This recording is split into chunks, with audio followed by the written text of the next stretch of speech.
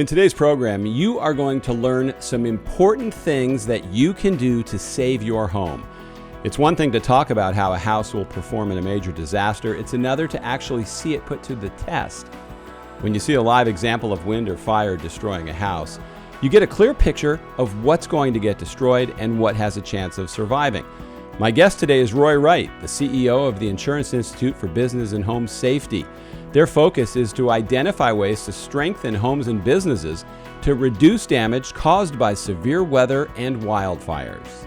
I'm George Siegal, and this is Homeowners Be Aware, the podcast that teaches you everything you need to know about being a homeowner. Roy, thank you so much for joining me today. It is so good with you, George. Yeah, no, I really appreciate your time. You were in my documentary film, The Last House Standing. You played a big part of that Absolutely. film, and I really like the work you guys do. For people who don't know about you, tell us about that amazing testing facility you have and the kind of things that go on in there. Yeah, so the Insurance Institute for Business and Home Safety, I'll call it IBHS, but the Institute, it's been around since the late 70s. But about 15 years ago, the insurance industry came together and said, there's a whole set of things that we don't understand well enough about how Mother Nature crashes into people's homes. And we got to do something about that. We're in the wake of what we watched, Florida 04 hurricanes, Katrina in 05, and then Louisiana and Texas again getting hit in 08. And so they looked at wind, rain, hail, and ultimately brought wildfire. I'll come to that in a moment. And so we're a nonprofit 501c3 research institute that is looking to fill the gap in understanding how the built environment performs against Mother Nature. So what do? We literally recreated Mother Nature in a really gigantic box. So just south of Charlotte, North Carolina, in Richburg, South Carolina, we have a facility. Imagine a 6-story airplane hangar. But across one wall are 105 turbines. And each of those turbines 6 feet across, we can recreate Cat 3-ish up to some of the elements, the gust into 4s of hurricanes, 135-mile-an-hour hurricane elements. And we do all of this testing then against structures at full scale. There are other research places that'll build doll houses and test them for pressure loads. And that has an important role, I guess, in some of the science. But we don't do doll houses. We do full-size structures in this space. And we test the various dimensions against wind and rain, as well as hail. And then we have a unique capability in the wildfire lane. Again, we do everything at full scale, but we're the only facility that can recreate wildfire ember storms. That's how those conflagrations out west occur. Something burns and it becomes embers that start flying forward. Well, we recreate that, and we can watch the point of attack from a structure to structure basis, have the wind dimensions brought in. Again, just the only facility that can fill those gaps. Yeah, we used some of that footage in my film, The Last House Standing, and it's really powerful to see that. And it's even more frightening when you see how a house blows apart, and you're saying category 3, maybe close to a category 4, and then trying to imagine sustained winds in a category 5, what that would do. It's really a powerful example of seeing all those forces at work. It is. And for us, it serves those two purposes. On the one side, there's scientific information we need to collect so that we can design better. But the other piece is most Americans cannot imagine that bad day. They can't imagine being pummeled by the wildfire. They can't imagine the Cat 3 or Cat 4 actually getting to them. Someone else will get it, I won't. And bringing people inside that risk in a way by which they can imagine it is one of the most powerful ways to communicate risk. Yeah, and we've interviewed people for my current film that actually have lived through category 4 and category 5 hurricanes. They've lost everything. And you never want to end up like that. Anything you can do to avoid that, you want to do. That worst day, the one you can't ever imagine coming and invading your home. displaces so much of your family, disrupts so much of your life, and really drives so much financial uncertainty. Insured or not, it's just there's so much that brings to the table. Uh, it's hard. And I think that we've got more and more work to do in this space to be able to build, because we do know how to build to withstand much of what will come our way. Now, you were very close to the Paradise Fire situation. You had family there. How are they doing now? How is everybody? Yeah, so my parents, as well as my brother, lived in Paradise, California before the fire came through. Um, they lost their homes. They were insured, and the pieces have played out on that side. But they temporarily moved to the next city over. But my mom came back. She is in a townhouse in Paradise. My brother is just north of the city limits in Magalia. Um, they're really committed to the life and vitality of that community. Uh, and it's really hard because they're not even they're nowhere close even to half of the tax base being back. Wow, And that's five pretty years unbelievable later, because that was 2018, right? So yeah, that's been a long time. yeah, the it's a very, very long road to see the vitality and robust nature of a community's economy to come back. Now, that kind of brings me to what I wanted to ask you for my next question, but we can also apply it to Paradise. When they built back, did they do anything different? I know wildfire is different than hurricane, Yeah, possibly in how you prepare, but is Paradise rebuilding with wildfires in mind? Because I'm not seeing that in Mexico Beach so much. yeah. I don't know about Fort Myers yet. We were down there because it's too early. But what are you seeing, or what are they telling you about Paradise rebuilding? So Paradise is rebuilding back, very mindful of this risk. So they have the top end of the building code in place. They incorporated elements of defensible space and the certifications that are tied to that into their land use codes. Um, Now they just need to have the patience and the stick-to-itiveness not to back off. Because I contrast Paradise with Santa Rosa, the coffee park Tubbs fire, and 1,200 homes were lost in one community. They built back because they were not in the mapped area that required the wildfire, the WUI building code pieces. They didn't incorporate it. In fact, they built the homes even closer together. Yeah, that's a And we disaster watch waiting to this, happen. that speed turns into haste. They have a near-term need to get the economy back, to get the folks in the community back. And I don't hold that against anyone.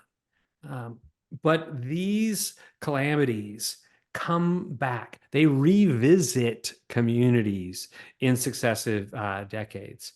And you got to apply what you've learned. A good friend of mine from retired professor Craig Colton from LSU, who loves to talk about lessons lost. He goes, so few of the lessons in disasters are learned. Yeah. They're observed, and many of the lessons are just lost. Yeah, that's a very powerful and true statement. And we saw it firsthand in Mexico Beach when we went up there, and we interviewed a gentleman who was a floodplain manager, and he was telling us how they originally changed the flood level rating. They raised it up, still not high enough that would have survived Hurricane Michael, but they raised it. But pressure from the residents by 2020 was so strong, they lowered it again. So Yes. the code is nowhere close to what would withstand another powerful Category 5 hurricane, and certainly not a 20-foot storm surge. Why do you think that happens? Um, because politicians have a very short time horizon. So I watched this in Louisiana. So communities of Baton Rouge and Livingston had put in those extra layers of protection. So in their highest hazard for flood, of their floodplain, they put an extra 3 feet requirement of elevation that says we're gonna build higher. And they had this in place for a number of years. And then there was a great deluge that happened in 2016. They got 39 inches of rain on a day. 39 inches. 3 months later, they removed the requirement to build higher. And there's some short-term economic drivers that I'll never win the argument against. But as I look over the life of just the next 10 years of living in that home, that is unwise, very Yeah. unwise. And we see a lot of unwise up in the Panhandle, where there's one builder, we won't name him, D.R. Horton, who's doing a lot of slab on grade houses that are really close to the water. And I understand that particular area, the flood designation isn't that high. But we had a couple experts up there tell us water doesn't know where to stop. You've now seen 20 feet of water. It doesn't stop at A Street and not go to B Street. So it really seems like people are moving in from out of state. They're taking a risk.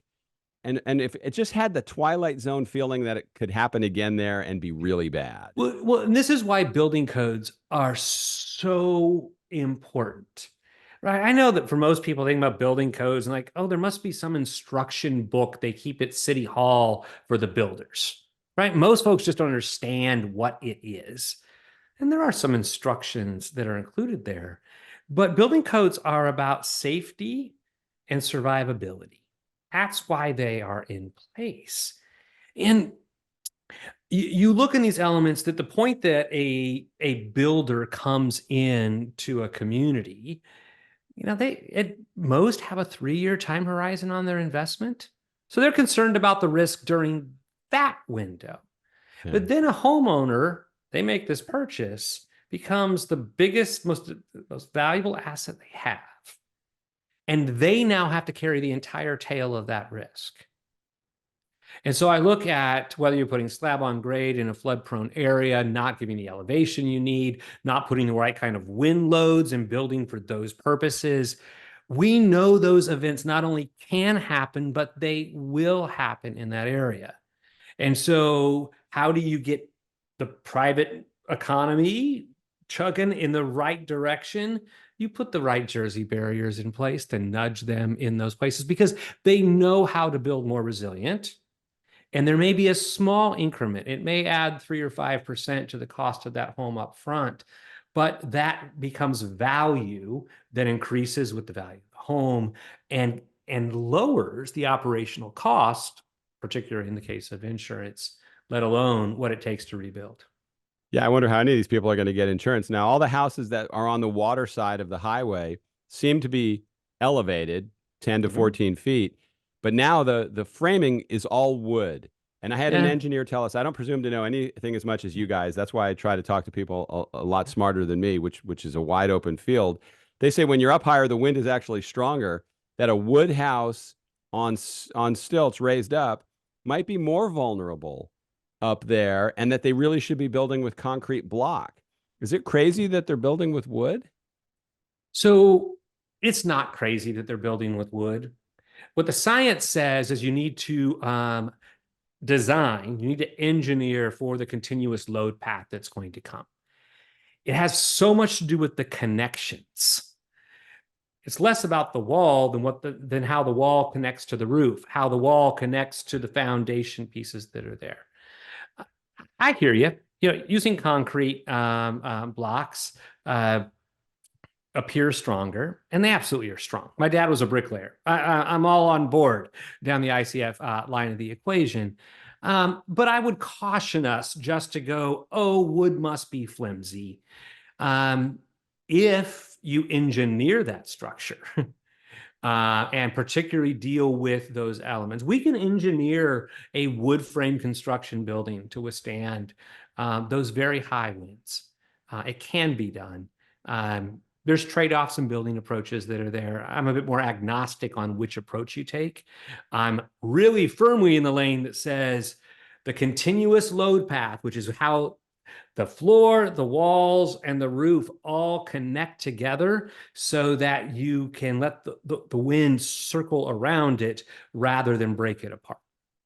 Yeah, to me, it's like seeing the house we featured in the last house standing, the one that survived on the beach that was built out of concrete. It was tested in a category 5. It survived. Everything around it did not.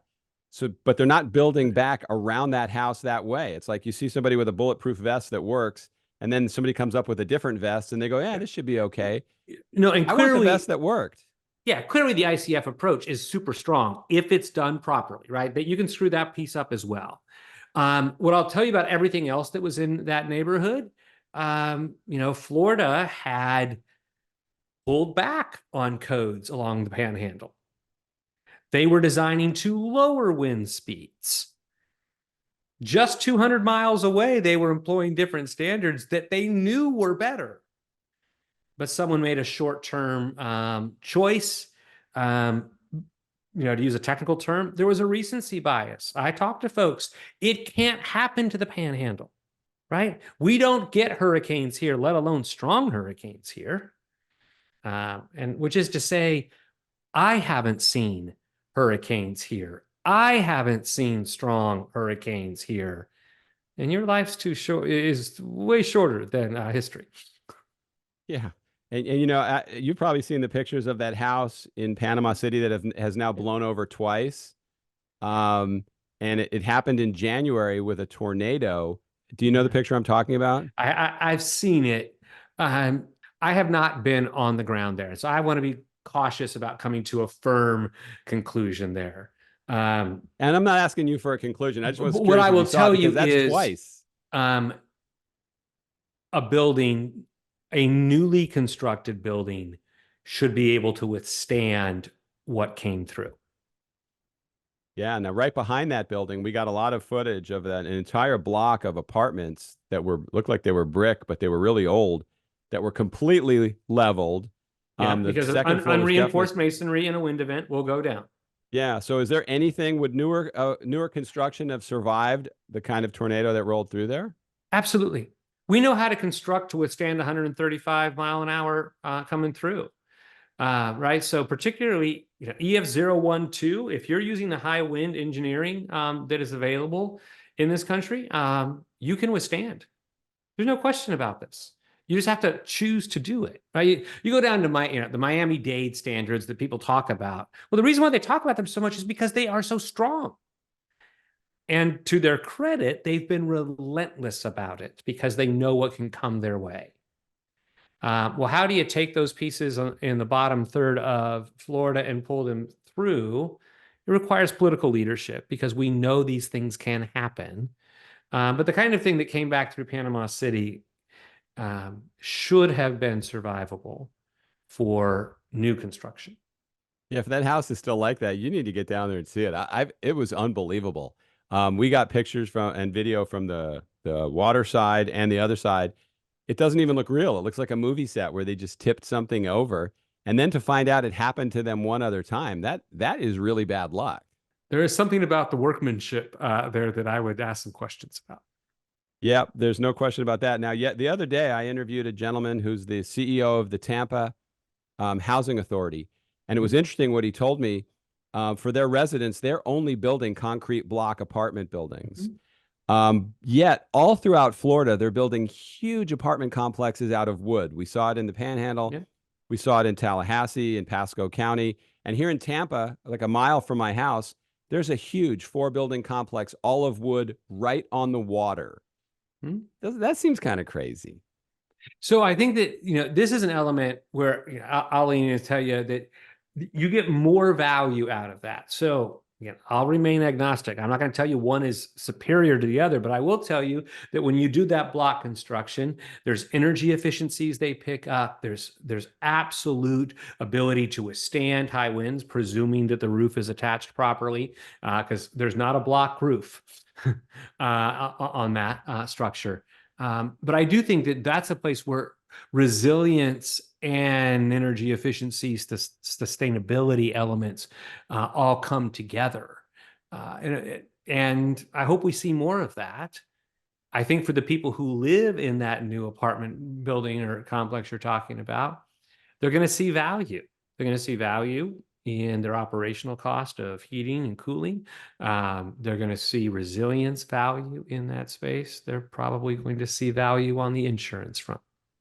That would be nice. And I had an engineer explain to me why, what he thought the risk of wood was. It's where, because of all the wind, where the stucco cracks and then water gets in.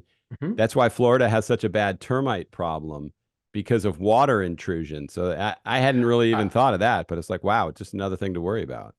Yeah, water intrusion is a very real concern in all kinds of construction, particularly around windows, whether that's the stucco around the windows or the like. Your windows and openings are most vulnerable on that front.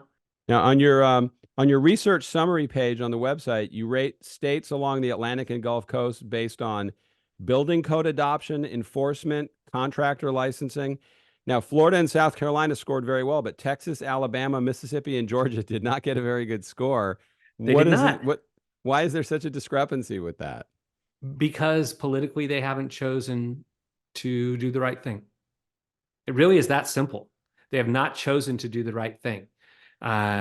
We've gotten very close in a couple of rounds on Alabama to see a statewide code come into place. Maybe this is the year that the legislature will push it through. They do have it for their two coastal counties in Alabama, Baldwin and Mobile, but they don't have it farther up. But those states that you see with those bottom end scores do not have statewide codes. So let me give you this kind of perspective on codes. Um, the the genesis of building codes that has become the basis of the International Residential Code, the International Building Code, that comes from here in the United States. And I think that most people think that their home was built to a code, that someone followed a set of guidelines. It's not an unreasonable thing to think, but it's not true. About 32% of US jurisdictions actually have codes in place and enforced today. Only 32%. And the biggest bulk of that 32% is generated out of California and Florida, right? But it's this piece that, if you have if you buy a baby crib, you presume that it met safety standards and is not going to endanger your baby. Yet when we walk into homes where our entire family lives, we have states that are willing to go, let them build what they want to build. You choose what you want.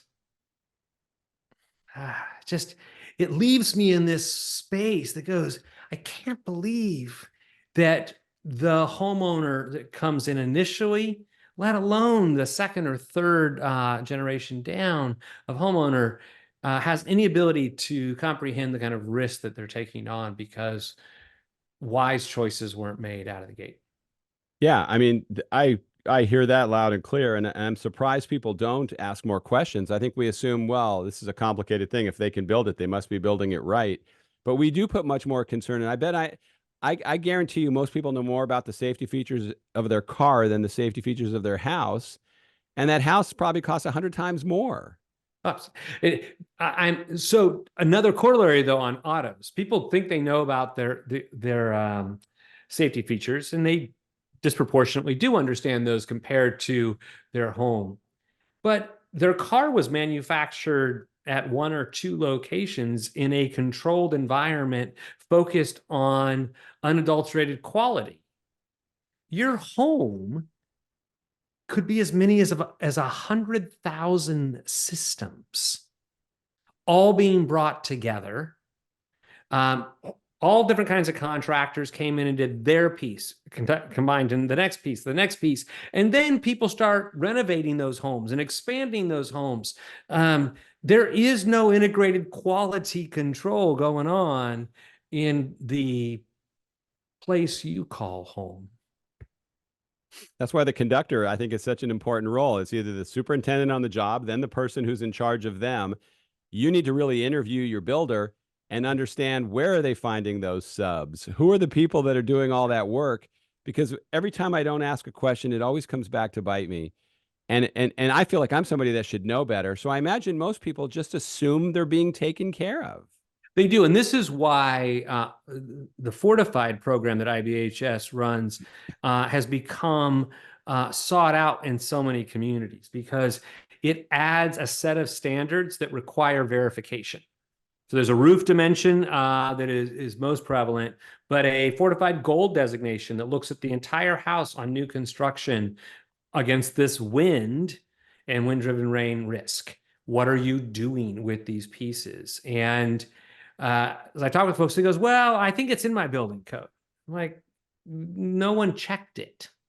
Like, well, I'm sure there was a building inspector. I said, do you realize that building inspectors aren't even allowed to get on the roof? I'm like, their role's important. I'm not trying to set them aside, but they're not comprehensively there to see each one of the steps. And so in our Fortified program, we require contemporaneous pictures to be taken, geotagged to that location, show us the connection, show us the nail pattern, show us the sealed roof deck. A little kind of Reagan-esque view of it. We're going to trust but verify. Well, and I think that's so important. I wish everybody took advantage of that because you just don't know. And in a lot of states, the building lobby, the builders lobby is such a powerful organization. I know it was in Texas when I lived there, that you can't even sue builders there. You have all you can get is arbitration out of it. And then they just go out of business and open up with a new name the next week and are building houses again. It's like the Wild West. And I think people have to stop rewarding that by buying those kind of homes. Yeah, agreed. But they're not going to do it based on me telling them. They got to be beaten over the head with that. So what can a homeowner do then to give themselves the best chance of getting a house that would protect them from a disaster? Yeah. Learn enough to ask the questions. To your point, very few people buying homes are experts in construction. And so the best we can do is give them the questions to ask that lead them down a path. So let's kind of walk down the perils in sequence. So on wind, and this is true for hurricane as well as tornado prone areas, it's about the connections of the structure. And so you want to make sure that the roof can withstand the wind, but particularly with asphalt shingles, you are going to lose those. And the question then is, will you have water intrusion? There's a 5 to 7 times multiplier on the damage if water gets in. So can you seal that roof deck and lock it in? But then I turn to your openings. The biggest opening in any home, the garage door. When it's compromised, even subtly, it changes the pressure, creates a differential that basically is a balloon that explodes. That's why the roof pops off. So what can you do? Ask about your roof, including what's under the shingles. You want a wind-rated garage door. There's a sticker. It'll tell you if it is or is not. We offer the Fortified program on those wind side of the equations. There are homes along the Gulf Coast as well as the Carolina coast that have these designations. You should have confidence if you're buying something that's in that space. We haven't talked about hail, but I think there's elements of hail about how you look and test and look at the testing that is out there about what can withstand hail. But I'll focus on wildfire. You can find out if it was built to the wildfire standards from a building code perspective. California leads the way there. But we have found that because embers drive so much of the risk, that defensible space is everything, which is the first 5 feet closest to your home need to be entirely non-combustible. And then 5 to 30 feet away needs to be lean and green. And so we've put together a companion to Fortified on the wildfire side called Wildfire Prepared Home that is there to help prevent ignition from embers so that when the embers do come and fly, they will land, smolder, and extinguish. Because once that pathway begins to happen and the house next to you is burning, you create that conflagration of dominoes that begins to move. You got to change your perspective, though, about what you want a home to look like and what kind of questions you're going to ask. Yeah, there was an interesting article that I read about with the Maui fire. One of the few houses that survived, they had actually cleared a bunch of stuff away because of termites and the fear for something else. They weren't even thinking about fires, but they survived. Yeah, so I joined our research team on some of the post-event investigation in Lahaina. And more than one house survived. So the first thing is people see on TV, the red roof house survived. Yes, it did. And some others did as well. But in the core area, more than 90% of the structures were lost. If they survived, defensible space played a really, really key role. To your point, they were driven by other things. Termites, they don't really use a lot of gutters. And so the water rolls off of the roof. And so people would have rock around their house so that you could collect that and move it out without getting mud. Well, that all created good defensible space in that space. Yeah. The other thing that a few of the neighborhoods had that were homes were more likely to survive is the houses were spaced farther apart, which is to say, if the house next to you was totally engulfed in flames, you had a survivable chance. Yeah, I mean that's just a horrible situation. I had a friend of mine on who lives over there on a previous podcast, and he said it was just unbelievable that the place is still fenced off. You can't even get in there. Have you guys done much studying in how this escalated so bad and became such a tragedy? There are others doing the forensic studies of the particulars on it. There's a grass fire that catches that they thought was entirely put out. There were some smoldering pieces of that ignited. But really, the tipping point happened when it got to structures, because once it got to structures, the structures became the embers that started creating the splatter of ignitions all over the community. And we watch this every single time in conflagrations. Fire will make its move however it starts. And sometimes it starts naturally, and sometimes it starts because of technological things that fail, and sometimes it starts because there's stupid human tricks going on. Whatever the ignition is, once it starts moving, particularly with a day like that, where the winds were as they were, that smoldered ember that then got fanned back up and started to make its progression. You get the first few structures, and it creates that spider web effect that was so devastating.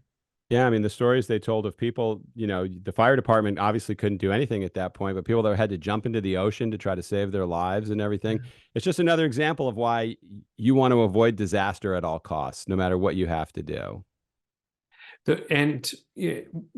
Being able to walk in some of the streets of Lahaina reminds me so much of walking the streets of Paradise, California. Some of the same experiences related to evacuation. I think the evacuation was better in Paradise. It was, at least there was organization to it in that space. But again, just profound loss of life in ways that we must find better ways to be prepared, teach folks what to do, and then to act. Yeah, well, keep doing what you do on your end, because I know you guys are helping a lot of people with that kind of research. And we're going to put the links, I guess, so people can find you guys and find, Fortified, so they could take advantage of all these programs. ibhs.org will send you to everything. You go to fortifiedhome.org. We'll give you the elements that are there. You can find us on the Instagram, the Facebook, the place formerly known as Twitter, all those kinds of pieces that are there. And all of that element is where we take our science and try to translate it for consumers, right? You're not going to stumble into the engineering differential equations. You're going to find some really practical things that says, this is what you can do. These might be the actions you take for just $500 on a do-it-yourself. These might be the actions that cost you a few $1,000s that, if you saved up and had a contractor come in and do it, would better position you to withstand these disasters. We're not going to stop the disaster, but I am convinced we can narrow the pathway of destruction. We can get it to just the center point. If you're at the outer bands of the hurricane or tornado, your winds are south of 135. We can build to withstand. With the wildfires, the ignition may happen on a bad windy day, but let's make sure that we don't get all the dominoes knocked over. Let's find a way and box that in. Let's narrow that path of destruction. Great advice. Roy, thank you so much for your time today. I appreciate it. Great to be with you, George. If you enjoyed what you listened to today, please become a subscriber so you don't miss an episode. A new show comes out every Tuesday morning. There's also a contact form in the show notes. I'd really like to hear about your experiences as a homeowner, good or bad. Fill that out and you might be a guest on an upcoming podcast. Thanks again for listening. See you next time.